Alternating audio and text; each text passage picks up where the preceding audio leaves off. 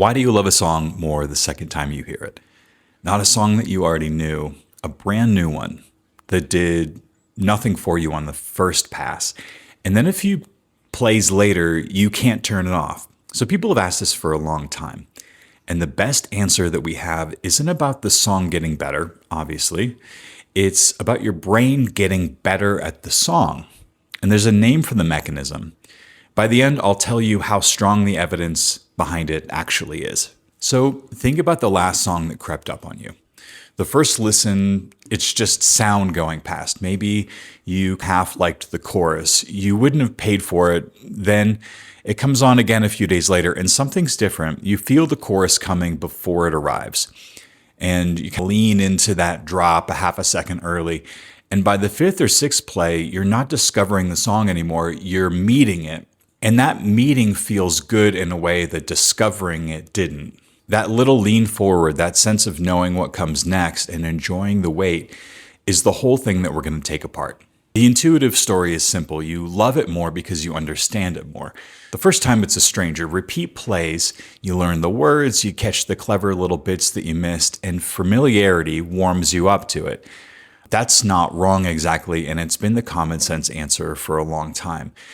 There's even a tidy version of it in psychology, the idea that we just like things more the more that we see them, the mere exposure effect. And that captures something true. But it leaves the strange part unexplained. If knowing the song were the whole story, then perfect knowledge should be the peak of pleasure. And a song that you've heard 10,000 times should feel the best of all, but it doesn't. The songs that you've worn out are the ones that you skip. So plain familiarity can't be the total engine because familiarity only ever climbs and your love for a song goes up and then it comes back down.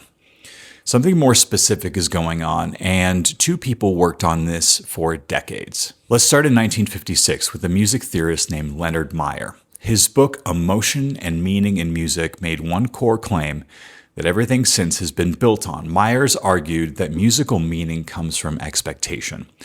A piece of music sets up a pattern in your head, and then it delays the pattern, or it bends it, or pays it off. And that play between what you expect and what you get is where the feeling lives. Think of the moment a melody pauses right before its last note. You might ache for its resolution. That ache is the expectation doing its work.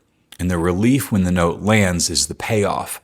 The music isn't moving you directly, it's moving you by managing what you anticipate. Now jump to 2006 and a researcher named David Huron in a book called Sweet Anticipation. Huron took Meyer's idea and gave it a working machine underneath. He laid out 5 responses that fire in order whenever you listen. And he named them with the letters ITPRA. Imagination before the moment, tension as it approaches, prediction, the guess itself, reaction, the fast gut response, appraisal, the slower and considered one. And here's the part that answers our question. Huron's account says your brain hands out a reward for predicting correctly. Anticipating what comes next and being right feels good on its own, separate from whether the note itself is pretty. And you can only ever predict a song that you've heard before. So here's the because. Picture your brain as a prediction engine that's running the whole time music plays, constantly guessing the next beat, the next chord, the next word. First listen, it's guessing mostly blind, and it's wrong a lot. There's no payoff for a wrong guess. By the second and third listen, the engine has learned the shape of the song, and now its guesses land. Right before the chorus, it correctly calls the chorus, and the hit arrives about being right, is stacked on top of the music itself. That leaning forward feeling. You're not enjoying the sound alone, you're enjoying your own correct prediction of the sound.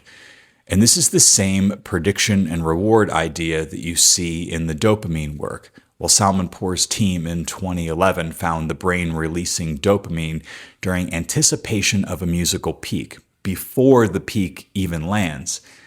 Meyer named the game in 1956. Huron built the engine in 2006, knowing the song is what loads the engine, which is why the second time beats the first time in terms of listening. Now here's the catch, and it's a real one. Both of these are theories and synthesis. It's not a single controlled experiment with a clean number attached. Meyer's book predates modern methods entirely.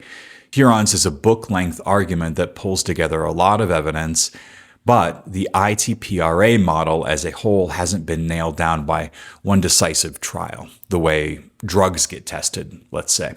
The supporting pieces are strong, the dopamine anticipation finding among them, but the big idea is a well-built explanation more than a proven law, so I won't oversell it.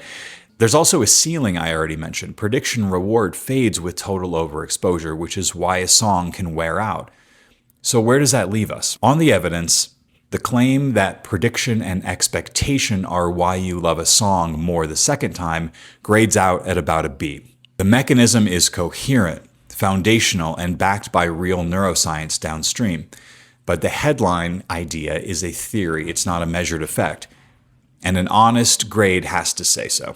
So here's what this means for you. A song that grabs you fastest. These aren't always the best ones. They're the ones that your brain can learn to predict quickly, which is why pop choruses repeat.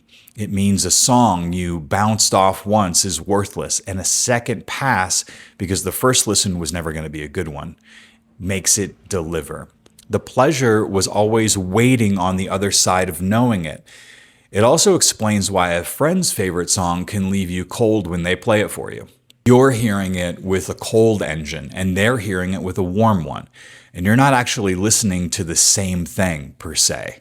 If you build spaces, if you build rooms where people listen, the lesson is sharper. A room full of strangers hears music with their own prediction engines cold. And that same track that feels rich to you, who's heard it 50 times, is just noise to them on the first pass. That gap is the work that I do at danielchristopherfox.com. And if you enjoy these analysis of music and the explanation of the research, like and subscribe, and we'll give you more.